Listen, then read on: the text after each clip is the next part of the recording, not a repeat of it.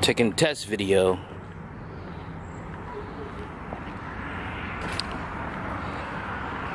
Getting ready to leave on a 2,000-mile journey. It's in the morning. This house.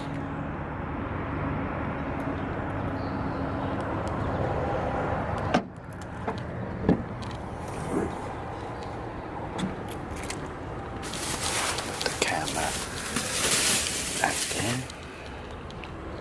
Trunk almost loaded. Back in 2015, events arose to where I had to leave my house that I was living in Ohio, Columbus, Ohio to be specific. I didn't really know what I was going to do, so the only thing I wanted to do was to get out of Ohio. So I loaded up my trunk and I got on I70 West. I was headed to Las Vegas. I wanted to try my luck out there, no pun intended. Alright, I'm somewhere in Illinois, just checking out the electric charging stations, Tesla. Pretty sweet. So if you're out on the road with your electric car, you can stop by somewhere in Illinois. I don't know where I'm at exactly.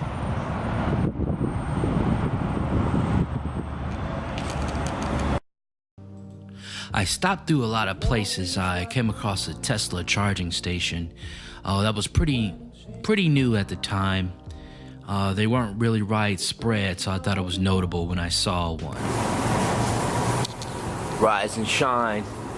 It's a little bit after 8 here in Kingdom, Missouri, and I'm about to load up the car, check out, get back on 70 West.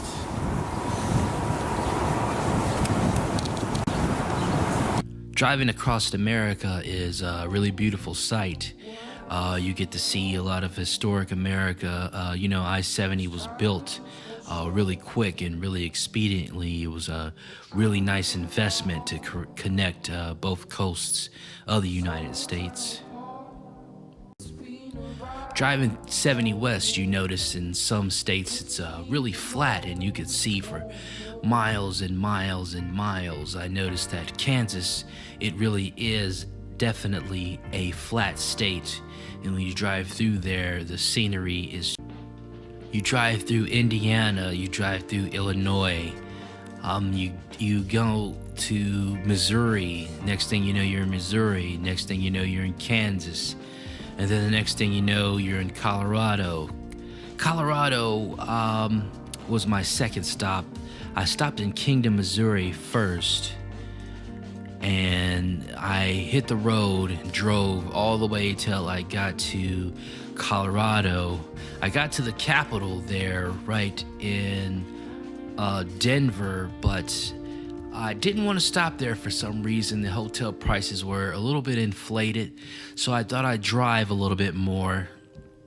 So there was negatives and positives to that. One of the negatives is driving through the Colorado Rockies at night for a beginner is really challenging and taxing, but very easy to do. You know, if you got to have a solid stomach, because some of those hills and turns can turn your stomach. And when I was out there, it was raining.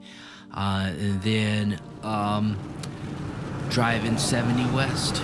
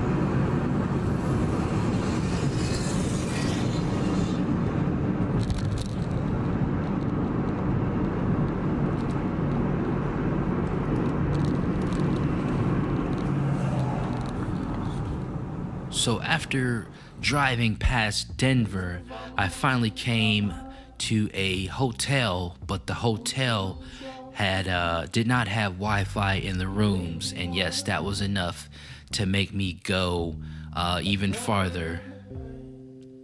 So once I got a little bit farther, I got to Dillon, Colorado, and luckily they had one room left. And it was busy that night. It was off season because it was in the summer. Normally that is a big ski town, but they had lots of no vacancies. Luckily they had one room, so I was able to pick that up.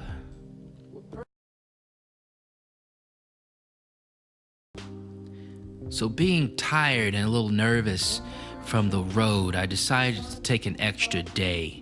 I wasn't going to go far. I was just going to go I decided I was going to go to my next stop, which was going to be Grand Junction, Colorado.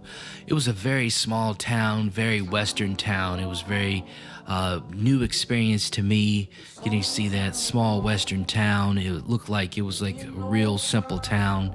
Not too much going on, but I did stop there at a Night's Inn. As you can see, it didn't have the best rating, but I didn't care. All I needed was a bed and somewhere to stop. I stopped at a grocery store and got a few things to eat because I had grown tired of fast food. But my choices were limited because the only thing I had available was a microwave. Heading west past Grand Junction, I crossed the border into Utah. Utah is a very interesting state, especially southern Utah. It looks like you're going back in time, way back, like you expect some dinosaurs to come out from behind one of those large rocks or behind one of the large mountains out there. Very beautiful scenery.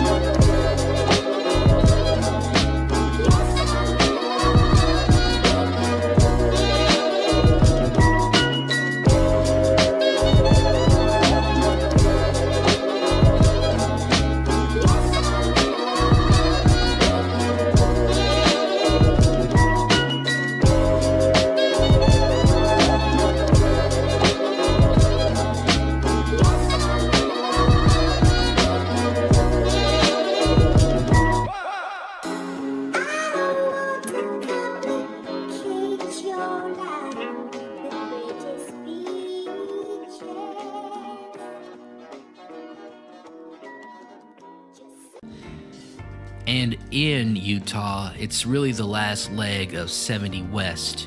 About the 3/4 through the way through, you're going to hit I-15 southbound. And that's really sort of the last leg before you get to Las Vegas. But in that last leg is Arizona. And I watched my temperature gauge shoot up into the triple digits, and it got really hot. But that's sort of the last leg through the journey. You start to see placards that say Las Vegas go from triple digits all the way down to double digits. And then once you conquer that last leg of the journey, you start to cross over into Nevada. And then it's no time that you're driving through, really desolate desert. And then you could see the Las Vegas Strip at afar, right before you get to the Las Vegas Speedway. And then you're there. I got off at Charleston Avenue and stopped at a McDonald's. I quickly got on Craigslist and checked out a couple rooms for rent. I came across one, but it was one that I really did not want to commit to. It was really dirty and it had cats, and I'm allergic to cats, so I can't be around them. So I stopped off at another McDonald's to take a break, and then I went downtown just to try to kill some time. I went to the Golden Nugget and I treated myself on the road to a plate of food. And then, not wanting to spend the night in a hotel, I did something daring and I spent the night in the Luxor parking lot. And then I woke up the next day, and I will continue the story then.